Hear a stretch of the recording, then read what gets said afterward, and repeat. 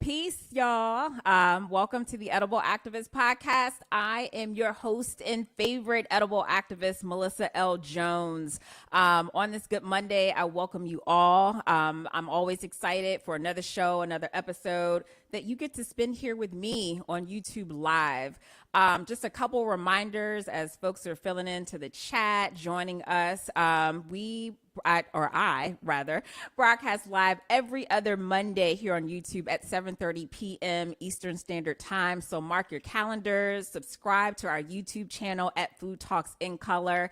Every subscribe counts, y'all. Trying to get those counts up, those subscriptions up. And tell us how you like the episodes. Like, give me a like, give us a like, comment, all the great things. But welcome again to another show here, The Edible Activist. Follow us on YouTube at Food Talks in Color. YouTube and Instagram. Instagram, YouTube, Twitter, Facebook, all the social media things. So if you aren't following us, find us at Food Talks in Color. Mainly, our presence is on Instagram, so you can be kept up to date on all of our episodes when we're broadcasting, get a recap of all of our past shows, our guests. So make sure to tap in. All right, so I'm not going to be long-winded. All right, so I am very excited to have a super duper dope guest. All right. And so this is someone who is like very near and dear to my heart, who I actually met recently. And we're family. We are absolutely family now. And so excited about this episode. I purposely called it Southern Brunch and Good Greens, okay? And you're going to see why when I bring this amazing person onto my virtual stage in just a moment. But again, just excited to have you all here and tap into another episode in the Edible Activist Podcast. And so I'm going to go ahead and get started and introduce our guest. So Fulani Africa, who you'll see in just a moment, is the founder and creator of Bird's Nest Box. There's so many things that I can say about Fulani. You know, I could start with her character. I could start with her personality. I can start with just how spirited she is. But she's a grower. She's a gardener. She's a Southern belle at heart, you know, really reminds me a lot of myself, with just like those Southern, you know, that Southern spirit and Southern roots. You know, she's actually from DC though. And just amazing. And so I am excited for you all to get to know and learn more about Fulani. She's a lover of her lineage. She's a lover of genealogy. She's a filmmaker. She's a creative. She's all the things. But we are going to have a very diverse conversation and mix in all the things of growing really great food. She is the greens queen, I'm going to say. Okay. And again, you're going to find out why in just a moment. But super excited to have Fulani Africa a part of this show today. And so without further ado, I'm going to bring Fulani on. Thanks, everyone. Peace, Fulani. I'm so excited. Thank you, cousin. Yes, I was going to say, AKA cousin, y'all. We call each other cousins. And you are my cousin. You are my cousin. My family's just going to have to face the fact. Like, I pulled you in, you are my cousin. So likewise, cousin. Come down to North Carolina anytime, honorary cousin. I love We will accept you as such. And yes. I wait to come to the SIP and meet my cousins down there. Yes, come to the SIP. You're more than welcome. Fulani, I am ecstatic to have this conversation. When I was thinking about, you know, what to call this episode, I said Southern Brunch and Good Greens came to mind for a number of reasons, because you be serving all the good Southern brunch, right? All right, like you do. And we're going to talk more about that. But also, we're going to get into your greens, okay? We're going to get into all things green, all things that you grow as a gardener. And so I had to fuse the two, and it just sounds delicious. So we're going to serve Southern brunch to our audience, to our viewers, all right, and some good greens, and they're going to feast, all right, and they're going to like it because it's all with love, all made and served with love. Thank you. And look, we didn't discover the new term, because sometimes, you know, we be running late for breakfast at home. We call it Brenner. Girl. So, yeah. That is hilarious. Well, Fulani, let's get started. Let's introduce our viewers to who you are. Sure. You are from DC. Mm-hmm. You are from DC. This is your city, and but there's so much to share about your roots and your lineage, and your family and where you're rooted in, right? You were born here, raised here, but still like where your roots still live, and where your roots are connected to, right? And so we Yeah. mentioned North Carolina, but let's start with your lineage, and Sure. sharing a bit of the fusion of DC and North Carolina, because we're then from there going to go into the gardening, journey. So you're gonna Okay. you're gonna take us on a walk, right? And Yes. so I am down for the journey. And this is Okay. actually part of a story that I haven't heard, Okay. fully. Yeah. So I'm gonna sit back because I All want right. to learn more. Okay. Well, I was born in Washington, D.C., Providence Hospital. I grew up uptown off of Georgia Avenue and Harvard Street. I lived in that house all my life until I moved out as an adult, young adult, and but my summers were spent in North Carolina. My father's side is from North Carolina. My mother's side is from Alabama and Casita, Georgia. But of course, that's deep, deep down in South. So we didn't go down there as much. So North Carolina was just like a hop, skip, and a jump. So every summer, my parents took us down, left us there for weeks, and that's where I was able to grow up homesteading with my grandparents. And I would say, as a city girl, I did not like it that much as a child because I wanted to be on the block, jumping double dutch, and going to the corner store, staying hip to all the uptown happenings, and sneaking out to the go-go's and all of that good stuff.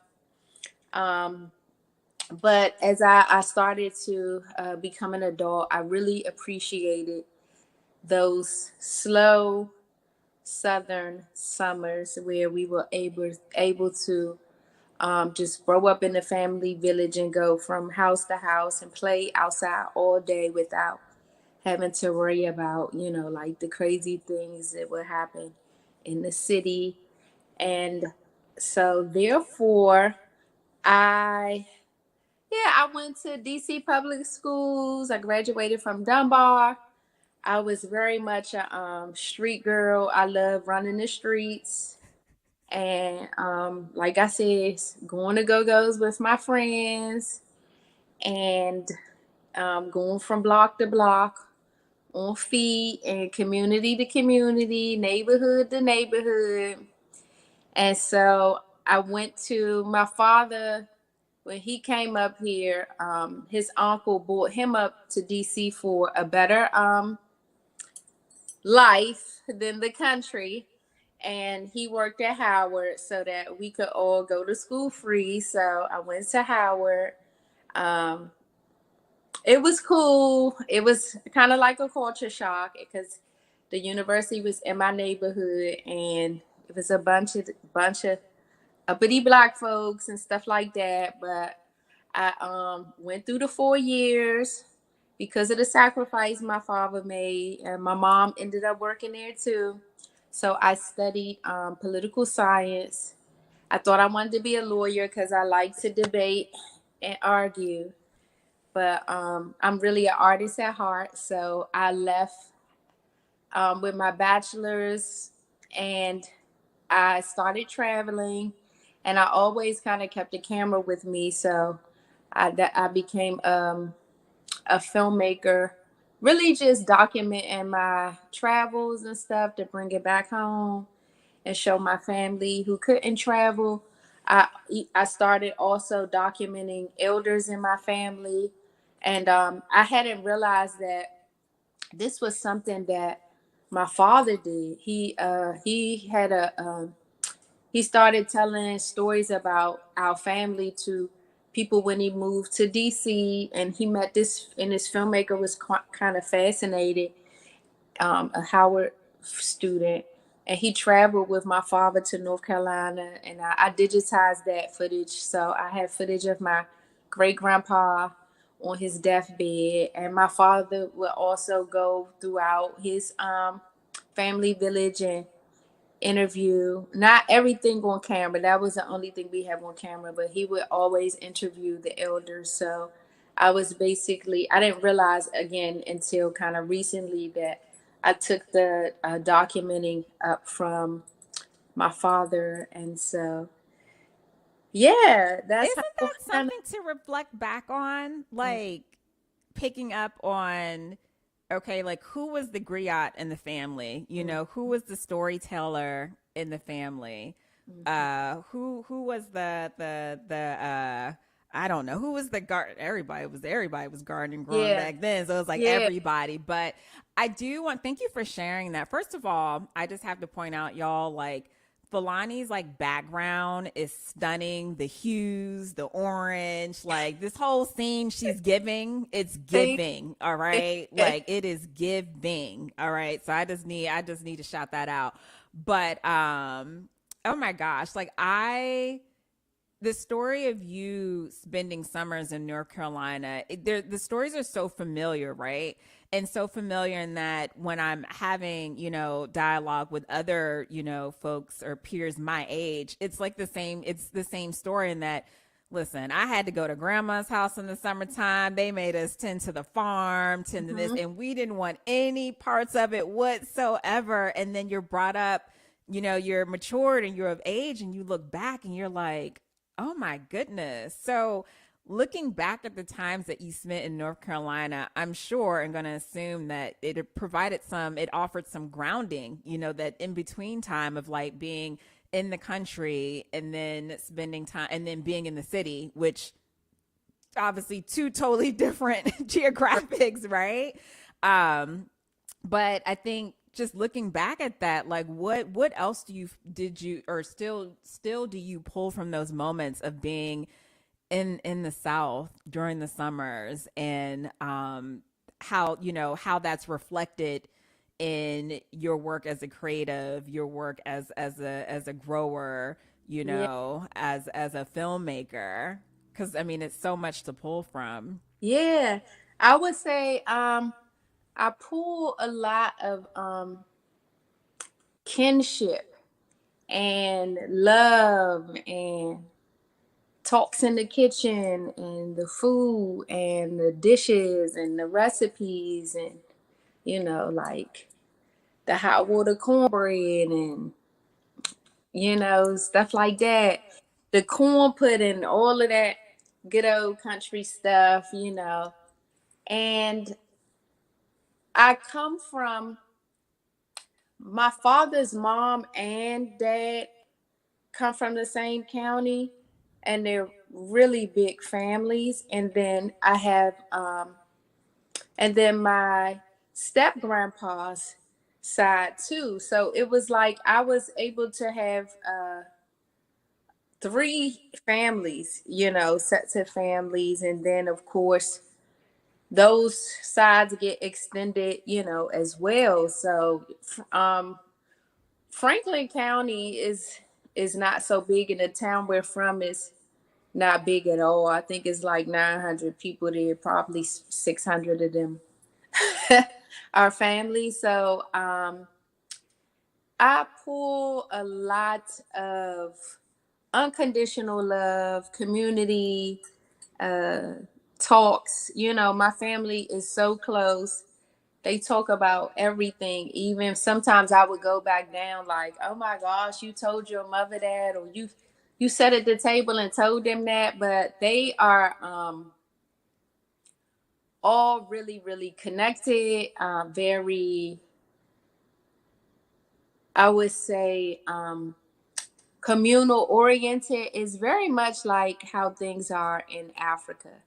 So I Yes. had to put that up really quickly. So, first of all, that's my sister. Shout out to my sister Hi, for always showing sis. up. Hot water Cynthia, is that cornbread. how Please you pronounce? explain that. Centuria, don't get up here and act like you don't know what hot water cornbread is, okay? Because grandma will be in the kitchen whipping it up without any other ingredients besides the mix and some water, flour, water, or cornmeal. I'm sorry, cornmeal Cornmeal. Yeah. and water. Yes. Yeah, and that probably came from somewhere they couldn't get to that milk and them eggs. And Exactly, Falani. Exactly. and they made it happen. And then we also have a I wouldn't call it like a hush puppy. It's kind of like it's a corn fritter that on my grandpa's side we make, and it is really really tasty. And it's cornmeal, flour, a little sugar, and I don't recall that is it egg in there? I think it may be egg. I don't make it much. But then that's dropped down and fried, and it's really, really good. I think the Native Americans call it fry bread. Fry bread. Okay. So, yeah, all of those dishes are dear. And even like, the smells of the pine trees and cedar Mm. and taking them little trips to town, and having sleeping with my cousins on pallets. My siblings and cousins, we will pile up. Like we sometimes we are in grandma's house because she added on a family room, but we be looking over to the house side, like the original house side, like how in the world did all of us used to fit in I here? know. It's It crazy. I just get like jitters inside. Like, so Falani and I have had multiple conversations, y'all, outside of this podcast about our family. And I feel like our family story is so much alike. And having spent like this, I'm not, this show is about you, Falani, but I have to share No, it's a like combo. spending time, and I know my sister's here, my couple of my cousins may be here, but just looking back to all the times that we spent in Mississippi coming up, and just thinking about times of like my sister being on the back of like my grandmother's like pickup truck to go like throw newspapers out, right? Mm-hmm. Like just those moments, right?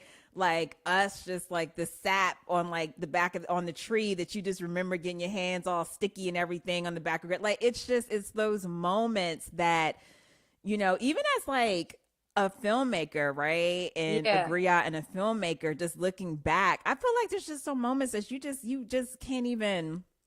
They're with you, Yes. and you can, obviously, well, this is back then when you were experiencing them, but just Mm-hmm. even trying to document them now, those are keepsakes. And actually, thinking about to a conversation I had with Jennifer, who's in the building, which is an alum, we talked about this whole thing about inheritance, right? That's Mm-hmm. not necessarily just a tangible thing, that Mm-hmm. someone's giving you or a house. It's those moments. So Yeah. those moments that you spent in North Carolina, Yeah. like you inherited all those moments, Yes. like, and I think it's just so beautiful to think of it that way, especially looking back, Thank because you you. can't sell those moments. They're No. not like they're invaluable, Yeah. and they contribute to who you are, and being able to share that is just it's so rich. Yeah, it is really, really rich. And even going back now, Yes, Myra, and eating honeysuckle right off the bush as a oh kid. yes, there Yes. we go.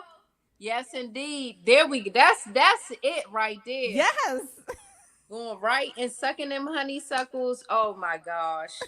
They don't even taste the same no more. They Everything. don't. I haven't tried because I don't know what they be doing to these No, I lawns and try in stuff the now. country. I don't When even. I'm in the country, I try. Well, yeah, that's different. Here, I'm Yeah, not. yeah, yeah. Nostalgia, yes, Yeah, and Tamara. it's funny that you said that.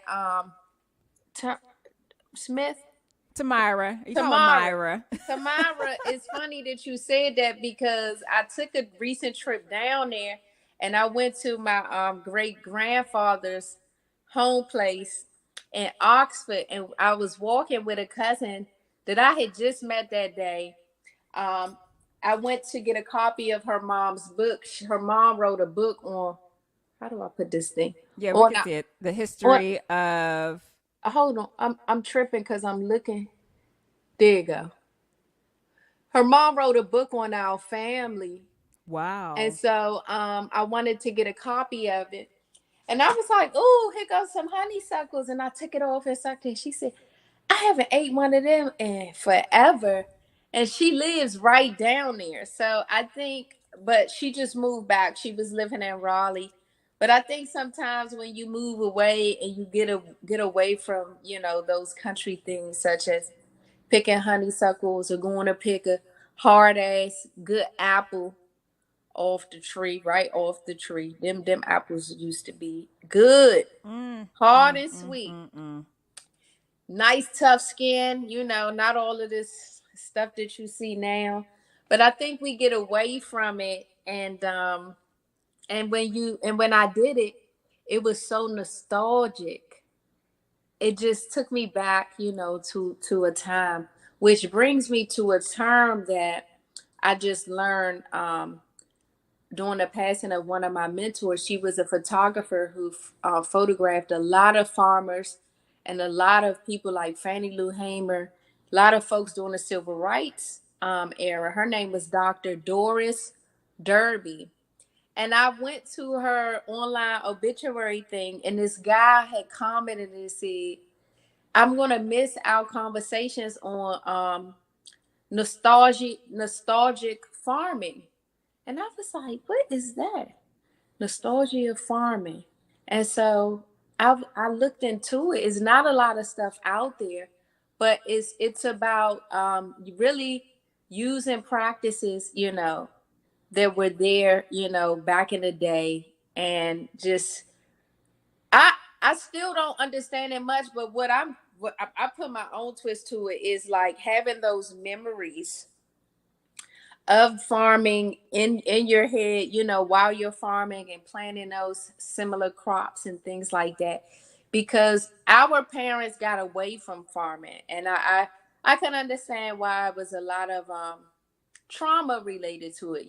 My dad is, I think he's 67, and he had to pick cotton as a child with his grandparents. So a lot of them, when they came up north, they didn't really want nothing to do with it. So we have like a generation gap between people who farmed, and then you have the people who stopped, the generation who stopped farming because they sold them to go to college and go get a job and this and that. And then you have people like myself who is up north and miss those homegrown tomatoes. And it's really my dad who kept saying, "You need a garden. You need to grow your own food. You don't even need to use a washing machine. Go buy one of them." Because we used to have a hand washer and all that. My father's a real country off the grid What? type guy. I said, "I am not doing all that hand wash stuff." And he was so serious, girl. So in 2015, but in 2010, I had a few depressive episodes leading up to like 2015. And so he kept saying, "You need to garden, get your own, sign up in the community plot." And so in 2015, I was on a waiting list for a while. I finally was able to get a plot in my community, and that's when I started growing from seed. In the first year, the first 2 years, I had my dad's help, and my sister, she's scared of bugs, so she'd come out and water and harvest. Sounds like But someone I know. oh my God, it could be a gnat. You'd think it's a scorpion on that girl. Child, my sister will like literally swing at a fly, all right, with full force. Yeah. So okay, so we got the same sister, because my Yes, there exactly. goes another commonality. Yes. So I started growing, and I had a lot of surplus of crops because I live by myself, so I would give, take some of the produce uptown to my family. Then everybody moved down south, so I was like, "What am I going to do with all of this?" So I just started to start curating personalized farm boxes, because I didn't have enough to like do no whole like CSA share type vibe. So I said, well, I do have enough to provide for one person, And so I would pick seasonal produce, bake a sweet good, and then whip up a skincare product, a homemade skincare product. And that was the starting of Bird's Nest Box. Yes. Yes, that was such a beautiful segue. I didn't even have to ask. I didn't even have to ask. And that's why, I have to start with, all right, like where are these roots? Where'd you spend your time? Let's make that Mhm. connection, right? And I want folks to know, because your nickname, don't people call you Bird, right? Yes. And you Yeah, all they can't call me Lonnie Bird down Lonnie Bird. south, or Birdie, just Birdie. Yes. And if you're not family, I do not like strangers calling me that. So I understand. I yeah, understand. We have got to be. We them vibes got to be cool, and I got to like you to call me by my totally, nickname. totally, And so yeah, you gotta be like real in. They call me Bird or Birdie. So if somebody in the public saying Bird, I know that's family. And so it's interesting because I came up with Bird's Nest like years ago because I used to, well, I still do. I travel throughout the African diaspora, and I always team up with artisans and purchase like a wholesale package of goods and come back and sell them. So the idea was to start making curated boxes with different goods from the different places that I traveled. So when I started growing produce, I was like, well, I'm gonna keep, and I used to make earrings too. So I was like, well, I'm gonna keep Bird's Nest because it can translate to just about anything. So yeah, so it's still Bird's Nest, and I put the box to it because I was gonna be either shipping boxes of perishable, non-perishable goods, or putting stuff in a produce box like you bought from me. Yes, yes, yes. And let me make that connection. So, um, like as I said, I recently met Falani, but it feels like I've known her for quite some time, right? And so, for you all that may not have caught this, Falani is my very special guest in both my intro and my outro video for the Edible Activist podcast trailer. That shout out to Steve of All or Nothing Studios, like beautifully produced. All right. We were there in that hot ass sun on that hot day.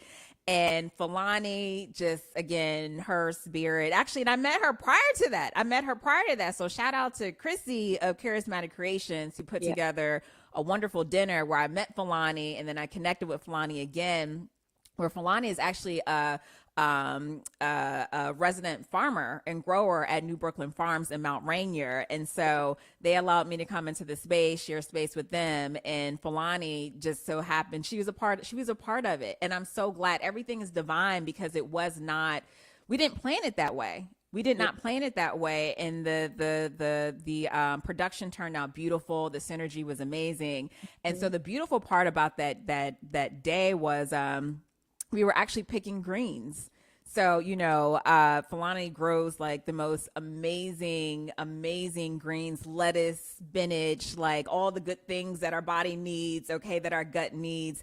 And so she has these beautiful boxes. I mean, like, goodness gracious, like, and y'all, I'm a sucker for stuff that's well done and well branded, okay, with some thought and intentionality. So like it was just all the things, but she has this beautiful box and this beautiful branding. It's Bird's Nest box. And so where Steve is capturing footage, but we're actually holding real conversation and we're actually really laughing and we're actually talking about like our family and our history. And she's showing me her greens and we're picking them and I'm feeling this big box of like tasty greens in Bird's Nest box. And so I had to make that connection and I had to let y'all know. So when you do watch the outro, and you better stick around and watch the outro, that is Falani. And so I was just blessed to be able to make that connection. And thank you for sharing and segueing into how Bird's Nest box came about.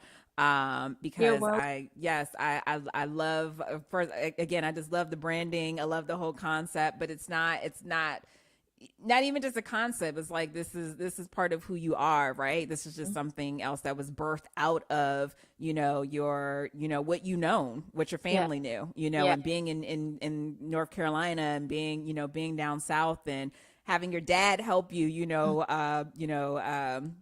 grow food, and your first like garden beds and stuff. So I just love how it all just comes together, just Thank amazingly, you. just beautiful. So thank you. Yeah. You're Thank you for welcome. making that connection. Thank you so Mm-hmm. much. So the other thing that I wanted to chat about too was that, again, I mentioned that Falani is a filmmaker. And more recently, you had traveled to, oh gosh, I'm drawing. We had a whole conversation Guinea around this. Bissau. Guinea Bissau. Guinea Bissau, that's right. And I mean, oh my gosh, I wish that we could see like part two. Like Filani is working on like a whole film project around that. Was able to connect with some really amazing agriculturists, there, and just seeing that they're seeing their dynamic work and how they grow. Whole nother climate, whole nother continent, like whole nother sphere. And so not just your work here, domestically, or just here within the city, just like your travels and connecting with others in this space as well. It's just really freaking amazing. But what I do want to do is I want to take a moment, because I've done this before. I just want to like kind of just drool over your Instagram page, because it's beautiful. Thank And you.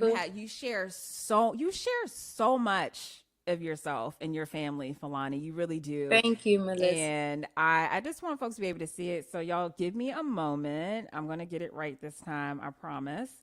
But I do want people to be able to see your work. And because it's And amazing. follow while y'all at it. I'm actually dropping a cool product within the next 2 days. So Yes, yes, yes. All right, so y'all, this is Falani right here. This is me, and this is Falani. Okay, all right. Oh my gosh! But I just want. There's actually one. There are a few photos in particular, but y'all look at like these amazing, like beautiful photos of Falani and her family, and these are the photos that just get me, Falani. oh, Oh my to my goodness. great grandparents, Oh my Ellen goodness. Ellen Williams Spivey and Charlie Spivey. Oh my Yeah. gosh. Hmm. These are just amazing. Like you share so much of your family roots and your lineage, and these old photographs like are just Yeah. That was in the archive. everything. I don't know who that is. It's Okay. relative. It was in my great grandmother's picture box. So Oh my gosh. yeah. Just to like be able to touch this. Look at this bird, y'all. I love it. Here we go. So y'all can see more vividly. That's Falani. That's me. Okay. Yes. The other thing that I forgot to mention, and I don't know how, Falani is a badass cook, y'all. I think cook is actually an understatement. I want to find another word, but let me tell y'all, her quiche is everything. It is everything. Okay. Thank you, cousin. Yes, yes. But I mean, y'all go follow Bird's Nest Box on Instagram. There you see, screenshot it, follow her. I mean, your photos. I mean, everything just tells a story. Like, and she'll let you know when she's going back to see her family down south. She's going to let you know when she harvested, what she's cooking. And I mean, everything that we're talking about here, it's just a whole, her, she loved to go, y'all. And I know exactly where this is. I know exactly where this is. But it's beautiful. What do Yes. you, when people do see your work, which it's best in person, but if anybody's come on your page and they see your work, what do you really want them to walk away with? Because it's, gosh, it's a big pot of soup with so many Yeah. like amazing like fresh Um, ingredients just to soak just in. really authenticity, connection, and just like during our conversations, we share a lot of similar experiences. So I hope that I could touch on people's nostalgia and and even encourage others to get connected with their family and sit with the elders, talk to them. It's so much to learn. Um, if we just kind of put down the phone and ask questions, converse with them, because they've been through so much that oftentimes they're not cognitive enough to be like, oh, this story is important, I should share it. So if they're not probed or asked, they sit with these stories that are so grand, and if we don't ask them, they will depart with these stories. And so that's my intention, because I'm quite personal, but I realize even in meeting people or talking to people, even some of my close friends, and they really admire how close knit my family is. And if you ever had the opportunity to come down North Carolina, you will see that the pictures are not staged. The love is really real. And so, if you really not in, you will not be coming down there with me, because my family is so loving, and they take people in. And once you in, they like, okay. And they'll get all up in your business, like, where you from? What's your family's last name? How many siblings you have? That's just the type of family that I come from. So I just want to encourage, and I know that all may not have large families. Some folks that came with the up north through the Black migration um, were leaving a lot of trauma, lynchings and all types of crazy stuff, the racism. And so some people got up north and did not want to look back. So there is a disconnect. And some families, everybody kind of came up north. But I just encourage those who may still know of family members down there, go take a trip. Even if people, your immediate family is not that close with them, call them and say, hey, can I come down one weekend? And you'll be surprised. They will provide you with a lot of Southern comfort, and you can ask questions and learn so many stories. Every family has griots and storytellers, and dynamic characters, and a lot of different, uh, even different heirloom items inside the home that's just kind of sitting there, collecting dust. Every time I go down there, I go into my great grandmother's house, and because my great uncle just hoards all this stuff, and I just look and see if it's an item that calls me, and I walk out with it. I'd be like, can I get this? I even have a box of he actually gave me these like 10 years ago, a box of my great grandmother's hats. He was like, oh, I've been holding on to these. So I got my great grandmother's church hat, some of her brooches. And my great grandmother was one of them type of women she loved costume jewelry. So she was the type that would put a ring on every finger and stuff. And Come through, Grandma. yeah, Yes. Grandma Easy, she was like that. And so I have her hats, and I'm very blessed. And so if someone passes away in the family, I'll wear that hat down there, and I'll wear the brooch to a wedding or something, and tell my grandmother, this was your mom's, and stuff like Oh my that. gosh. I love that So so much. yeah. So much. So Mhm. much. Villani, there's so many other things that I want to talk to you about, and I'm like about to run out of time. So we're gonna Oh do a wow, that part two. was I know it fast. was Okay. fast, but no, we still have a few more moments. But um, I wanna get into the Southern brunch, right? So we talked a little bit about how you got into gardening and growing and the birthing of Bird's Nest, but Hmm. and Bird's Nest is also a part of the Southern brunch, like very much so a part of the Southern brunch. And Yeah. so I'm looking forward to go. This is really a Southern brunch, y'all. Okay, like we're getting Yes. fed. But Yes. like, you really got to come to a Southern brunch hosted by Filani, a Bird's Nest box. Yes. So can we Right. talk, because the Southern box is just like a fusion of like all the things you talked about tonight, like your family, good food, That's like awesome produce, like greens, like all the things, like it fuses all the things together. So can we, for the congregation, talk about the Southern church? And if y'all don't go to the church, that's Southern totally church, fine. I ain't the judging. All Southern right. brunch. The Southern brunch. Okay, so the Southern brunch is inspired. So, okay, I'm a long story person, but I talk about my father's family a lot because we're closer. But I learned a lot of my culinary skills from my mother, whose family is from Alabama. And my mom can really throw down. Like, she was that cook in DC. You know, we grew up where she did fish fries and sold dinners. She sold plates before this stuff became popular. Cousin, my name is spelled with an A, just so you know. But we're gonna get to that. So, Southern Brunch is a collaboration with myself and my desserts diva. She is also a northern girl, but she grew up, down North Carolina in the summer times, and has picked up a lot of recipes from her family. And so she makes really, really delicious desserts. I'm not necessarily, I can bake when I want to, but it's a little too scientific for me. So I prefer to cook food.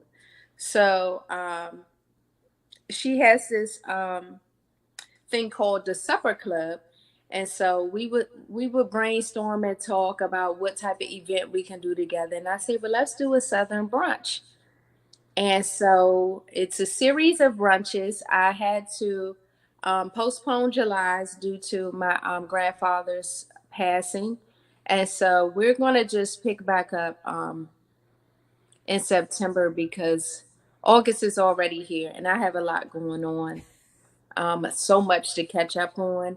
So we're going to pick back up in September for the next Southern brunch. We may just roll over that the menu. However, there's some things that's probably different things that's going to be in season, so it may change. The okras should be harvesting then. Yay for the okra. So we'll Love me some modify. okra. I'll still have the quiche up there, and Lynette is going to be baking some peach pound cakes, strawberry shortcakes. You can get a choice of desserts.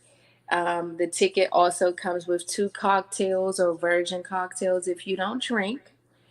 And yes, I get it. And so that's the Southern brunch is really about paying homage to our Southern roots and bringing that good old Southern comfort up north to you all. And it is really chill. It's not real uppity, but it's very nice, and you can network, learn a little bit about us. And at the next one, we do plan to have a little country corner, like the little country stores that you can go to down south and find all the country goods. Oh, yeah. Like, So, what kind of goods? We're talking like snacks or like. snacks, dry mixes. Oh my Lynette's going to have some gosh. dry mixes. So if y'all want to go home and whip up some of the stuff like that we had at the brunch. So if I want to go home and fry me some good fish, you're gonna have a good mix or something for me. Actually, I gotta honor my aunt's recipe, so I can't do that. But I'm just Okay. throwing out an example, okay? Yes, right. That's a nice example. It could be a jar of bread and butter pickles there. It could be, some fresh produce that I've harvested. It may be some mini quiches if you want to go home and keep the vibe going from the Saturday brunch on I the can't talk Sunday. about this no more, Falani, because I just It may listen. be some strawberry preserves, girl. Listen, my sister already put in the chat. My God, like Yes, sissy. She also asked, what part of Alabama? Because again, my mom is from Alabama. My mom's They, family's from they Alabama. yeah, they're from well, they're from Birmingham, but I think Okay. they originated in Anniston, I don't know. Alabama, before they went to Birmingham. Okay. Okay. My mom is from a very small town. You blink, you miss it. That's how small Okay. it is. Yeah. Butler, Yeah. very, very small. Like Okay. very small. I But remember going to Goodwater too to visit some of her relatives, Goodwater, Alabama. Um yeah, but I think they most of them kind of came out of Anniston and moved to Birmingham. Yeah. okay. Wow. Oh my goodness. Well, They're the I'm brown Lauderdales. I don't know if y'all know some Lauderdales are brown. You know how Alabama is. we We may Carlisles. be cousins. Carlisles. Okay. Carlisles. And Okay. I tell my family, keep that name. You don't run into many black Carlisles at all. No. At all. So Yeah. I mean, there's more to be said about our names and Yes. how we were Of named, course. but Of course. Oh, another conversation for another day. totally. Totally. All right, who's coming to brunch? I'm there whenever you post the next one. Who's coming with me? I'm only gonna ask once, all right, and I'm leaving y'all in the dust. Please. And do you offer a vegan option as well? Yes, I do. I do only because ask that out of respect. The vegans was hounding me down. Like, what about us, sis? So yes, I do offer a vegan menu from now on out. I will have you covered. I don't eat pork anyway, so that would never be on a menu. But Lynette and I have came up with some vegan desserts and other stuff. So vegans, I have you covered. Okay. Yes, Myra yes, said, yes. sign me up. Thank you. Looking forward to it. All right. So we're going to wrap up very soon in just a few moments, but I don't want to leave our conversation, cousin, without talking about a really great community, what I'm going to call like a community event, community gathering on Saturdays that you do called Seed Saturdays Culture. Did I say that right? Seed and Culture Saturdays. Y'all see, I'm human.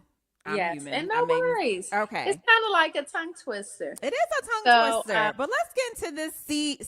Say it again. Say it again, cousin. Seed and Culture Saturdays. Seed and Culture Saturdays. It sounds like a party. It's a party, y'all. I love it. Can we talk about that, please?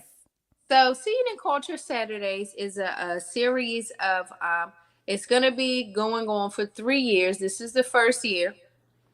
It is a series of seedling workshops where we come and plant seedlings of African American staple crops, and that is okra, butter beans, collards, watermelon, yellow squash, and beets. And those are like 6 crops that my family always had kind of going down south. And so the purpose of this workshop is to encourage others to grow, and as well as talk about these staple crops and distribute the seedlings to the community so that they can grow. And just like when people come to the workshop, I tell them, you can grow this squash in a pot, you can grow this okra in a pot. You do not necessarily have to have a backyard or a huge space, to do some of these crops. And so that's what Seed and Culture Saturdays is about. We basically talk about the crops. Most of the time, people share stories like you and myself about, because DC is filled with a lot of Carolinians from North and South Carolina. So, a lot of those people have bought up homesteads and used to have stuff going in their backyards too. So I like when young people come and say, "Oh, my grandma had a garden in her backyard, but I never kind of really bothered with it, but now I'm interested." So I try to use that as a platform to encourage people of all ages to grow. And so it's intergenerational. All ages are welcome. It occurs at the Ward 8 Well in Southeast and Oxen Run Park. It is a free workshop. And the next one is on August 6th, and where we'll be selling okra seedlings that we planted and planting some more collard seedlings. I just checked on the collards. They're moving a little slow, but the okras are standing kind of strong. And some people have even sent me pictures of their squash seedlings that they got from the last workshop. So, yes. I love that. Outcomes, Yeah. impact, Mhm. stories. Yes. That's All right. right, y'all. Cousin, tell the congregation where to find you. Where to find you online, where to find Yes, you to get some good greens. Y'all better absolutely. stay on top of that Southern brunch. I'm only going to ask you once, and I'm Yes. leaving y'all in the dust. And the tickets are very limited. We have limited space. Lynette and I are just two people, four hands. So we really kind of capped this thing off at 30 people because it's, we're limited with our hands and space. I So, like the smaller and groups it's nice. too. It's more Yeah. intimate. We can talk. People can meet each other and things like that. So hop on it when the ticket sales come out. I'm gonna meet with her because I think we should redo the menu because things are gonna green tomatoes are gonna be out of season probably by the time we get there. We like to do everything fresh. So if I don't grow my stuff, I've gone down North Carolina or visited some friends who grow in the area and um, source some local homegrown produce to make the dishes. And what else? What else did you ask me? I asked you to tell people where to Oh, find where they you can so they can find know where me. to go to Okay, so pull up for this brunch. the brunch happens in the Hyattsville Historic District. And And where to find you online, I mean, like to follow you, Bird's Nest follow Box, me Twitter. at Bird's Nest Box, BYRDSNESTBOX. My website is birdsnestbox.co. I need to get better with doing newsletters because I realize I have a audience that's not really on Instagram, but right now Instagram is really where I do a lot of promotion, and then I just be going through my phone and texting people stuff too. So Sometimes it bees that way. yeah, It's the but I do fastest need to way. I do Show up to need the to do live. Pull up. exactly. Okay. I do need to do a newsletter, but if you follow me on IG, I post all of my events there. Whether it's the Seed and Culture Saturdays or the Southern Brunch or my farm stand pop-ups that happen at New Brooklyn Farms. I'm most likely gonna do a event August 14th in which I'm hashing out some of the details. I'm collaborating with a Nigerian sister, Tobe. She's coming in from Nigeria. She's really, really dope. Ooh. She does this self-care Sunday situation. So we're collabing and so yeah, August 14th, something's happening, and then Southern Brunch will reconvene in September. But follow me, you all. And Mel, I'm so thankful for you inviting me. I'm so happy that Of we met. course. Absolutely. Absolutely. And we're kind of, there's like It's this getting beautiful dark. silhouette I now know. because we losing Filani in the I, background. I But was like, hold like, up. It's getting dark. but check out her brown skin tone though. Like this needs to be screenshotted and put it in like somebody's like magazine because like with the hair and like the pearly white teeth and like the glistening of the skin. I got you, Mel, girl. I stop. got you. You know I'm dying, girl. Thank you. Yes, we're losing our son, and I was using natural light. I'm not mad. like you. But either way, I was so excited to join you. Thank you so much. Thanks to all who joined us. Follow. Thanks for the comments, and we'll see you soon. Yes, y'all. So I'm going to close us out. So thank you all for tuning in. Here every other Monday at 7:30 p.m. Eastern Standard Time. If you all have not subscribed to the YouTube channel, please go find Food Talks in Color on YouTube. Hit that subscribe button. If you love this episode or any previous episodes, like it. All right, your likes go a long way. Your shares go a long way. And we're going to see you here next time. And I'm excited to say, as we press closer to the fall, because it is here, and y'all, this heat wave is no joke. We're going to pick up on doing more shows, so stay tuned for that. But thank you all so much for joining. And I hope I see you guys at this brunch, because I'm coming to the brunch, and I'm going to leave y'all in the dust if you're not there. So otherwise, I'll see you next time, and peace.